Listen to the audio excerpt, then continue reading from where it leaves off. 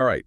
Welcome to our deep dives into content strategy and personal branding. hmm Today, we're going to be looking at Patrick Bet-David's talk from Grow with Video Live. Oh, yeah, this is a good one. I Right. think anyone trying to grow a business or an audience online can really take something away from this. Absolutely. And what I found really interesting was how Bet-David, right out the gate, kind of starts with this really thought-provoking idea of, imagine your grandkids one day wanting to learn from you. Right. What content would you want them to find? Yeah, that's a really interesting way to look at it, right? It's not just about like fleeting fame or, the money. It's like, what do you actually want to leave behind? Right. Exactly. And he actually outlines, three levels of motivation for creating content. Okay. And, the first one being fun. And let's be honest, I mean, if you're not having fun creating content, it's going to show. Oh, yeah, definitely, definitely. But then, the second level that we hear a lot about is fame and money. Hmm. Obviously, the potential rewards of building a strong online presence. Mm. But then he reveals what he believes is the most powerful motivator of all, Okay. which is legacy, Right. creating content for future generations. Like that. Leaving your knowledge, your experience, your unique perspective with the world, even after you're gone. Yeah. And it's not just this like theoretical thing either. I mean, Bet David shares a personal story about how he told his family that the world would know their name. Hmm. So it's just kind of like a testament to how powerful self-belief can be and having that clear vision. Oh, absolutely. Uh, And speaking of success, right, Bet David makes this really interesting point about building both a personal and a business brand. yeah. He says it's essential in today's world. Yeah, think about like Elon Musk and Tesla. Right. How many people buy Teslas because they admire Elon Musk? That's a really good point. Like that's a perfect example of how a strong personal brand can elevate a business. Totally. And then he even goes as far as to say, as your personal brand grows, it can actually become bigger than the business itself, Wow. which is the ultimate goal, right, for valuation and growth. Yeah, that's fascinating. And then he introduces this concept of the 7 mountains of influence that he learned from his mentor. Okay, I'm intrigued. Break down these mountains for me. Okay, so they are arts, entertainment, sports, business, education, family, government, media, and religion, faith. Gotcha. It's like these are the main areas of society where you can actually have influence Okay. and impact the world. So how does this apply to like someone who is just starting out on their content creation journey? So he basically says, figure out which one you're most passionate about. Like, think about it. Are you drawn to inspiring people through stories, sharing knowledge, building a community? Mhm. Figure out your mountain. It'll help you define your purpose and your content. That makes sense. Mhm. And, as someone who is a master networker, he also highlights the value of finding like the right community and the right Ah. partnerships. Yes, he brings up his friendship with Joe Rogan Okay. as like a prime example. And it just shows that if you can align yourself with the right community, it can automatically elevate your brand. Absolutely. It's like instant credibility by association. Yeah. But, let's get a little bit more practical here. How do we go from these like big picture ideas to Hmm. actually coming up with content ideas? Well, he actually gives a very clear formula, which is ideate, research, adjust, script content, call to action. Okay, so it's not just randomly throwing content out there. Nope. There's actually a method to the madness. Yeah, research your audience, tailor your content. Right, right. And that's where the whole data thing comes in. Yes. Bet David is such a big advocate for using data analytics It's huge. to track your results and constantly refine your strategy. Well, and it's funny because he actually talks about how he originally resisted hiring data analysts. Yeah. Yeah, and then he had this aha moment where he realized it's not the enemy. Right. It can be a powerful tool. So instead of being afraid of it, we should be using it to our advantage to understand, what's working, what's not, and where to invest our resources. Exactly. So data can help us reach the right audience and create content that resonates. And then from there, we can kind of fine tune and refine. He noticed that videos with certain thumbnails did way better. Wow. And just like simple tweaks like that can make a huge difference. That's fascinating. It's all about working smarter, not harder, and constantly learning and adapting. Exactly. And that brings us perfectly to the next part of our deep dive, Okay. where we're going to talk about some of his tactical advice on creating content that really cuts through the noise and builds a loyal audience. I'm excited to hear it. But before we move on, I want to ask you, what's one thing from this first part that really stood out to you? And what's one idea that you might be able to apply to your own content journey? Just something to think about as we continue our deep dive. Absolutely. It's all about taking action. Let's do it. So, one of the things that really stood out from Bet David's talk was his advice on using PR and even controversy to boost your brand. You know, I'm usually someone who kind of likes to play it safe, Yeah. but even I found his take on PR really intriguing. hmm Especially the fact that you don't need a big budget or, fancy PR agency to get started. Exactly. He even suggests things like writing articles or getting featured in your local publications, Right. leveraging social media, effectively just finding creative ways to get your name and your message out there. Right. And then there's the whole controversy factor, which I know is not for everyone, but David actually argues that taking a strong stance on certain issues can really grab attention. I mean, he definitely walks the walk, doesn't he? It's worked for him, but he also cautions that any controversy that you court should really feel authentic to your brand. Right. You don't want to force it. Definitely. Definitely. It'll backfire if it's forced. He even shared this crazy story about a PR stunt that he pulled off where he offered to pay millions of dollars to get Obama and Trump to have like a public conversation. I mean, talk about thinking outside the box. It's classic Bet David, right? Bold, attention grabbing, and Yeah. definitely gets people talking. Oh, for sure. Whether you agree with his stance or not, you got to admire his willingness to make a statement. Totally. And it's not just about provocation for the sake of provocation. Yeah. It's about starting conversations, challenging assumptions, and ultimately drawing attention to your brand and what you stand for. Right.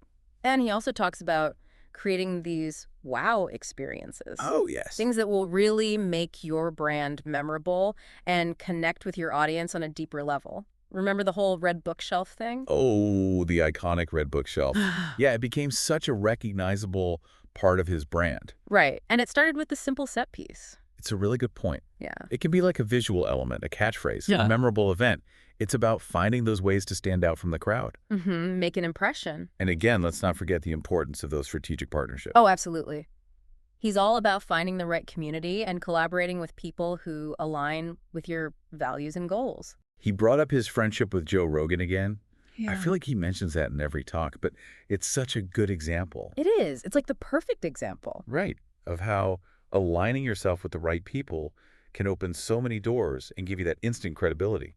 Win-win for everyone involved. Now let's talk about his content creation process, because he lays out this very clear 5-step formula.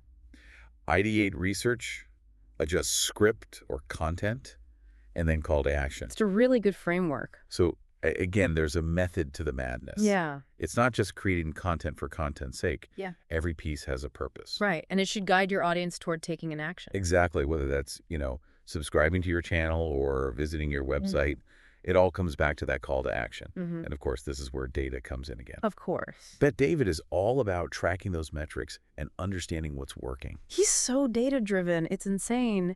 He even shared this story about how he used data analysis to pinpoint the top-performing states for his insurance business. It's fascinating how he applies this to every aspect of his business. Yeah, it's not just about gut feeling. It's about actually using those concrete insights to back up your decisions. Exactly. And he stresses that you don't need to be a data scientist to use this approach. Right. There's so many tools and resources out there. That makes it so accessible for everyone. Exactly. It can be easy to get lost in the creative side of things, but data really keeps you grounded. And make sure you're actually making an impact with your efforts. And he gets into specifics, too, about his podcast strategy. Okay. He talks about consistency and repurposing that content for social media. That's such a smart strategy. Yeah. You get the long-form discussion on the podcast. Right. And then you create shorter, snackable clips for like YouTube Shorts or TikTok. Exactly. Maximize that content. Which actually ties into his concept of evergreen content. Oh, yes.